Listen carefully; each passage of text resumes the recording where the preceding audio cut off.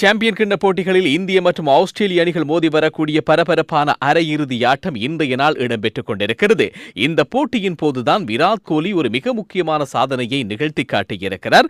விராட் கோலி என்று சொன்னால் வழக்கமாக ஓட்டங்களை பெறுவதில் தான் அவருடைய சாதனை அதிகமாக இருக்கும்.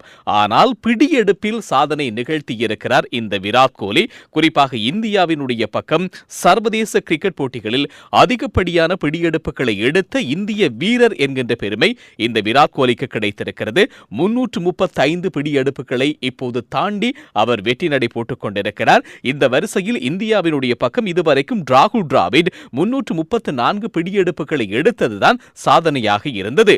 அந்த வரிசையில் அசாருதீன் 261 பிடியெடுப்புகளையும் சச்சின் 256 பிடியெடுப்புகளையும் எடுத்து இந்த வரிசையில் இருக்க, இதையெல்லாம் தாண்டி இப்போது விராட் கோலி 335 பிடியெடுப்புகளை தாண்டி இருக்கிறார். இது ஒரு சாதனையாக இருக்க, சர்வதேச அளவிலே குறிப்பாக அதிகப்படியான பிடியெடுப்புகளை எடுத்தவர் மஹல ஜாவர்தன. இதுவரைக்கும் 440 பிடியெடுப்புகளை அவர் செய்திருக்கிறார். இந்த வரிசையில் கோலி இப்போது 4வது இடத்திலே இருக்கிறார்.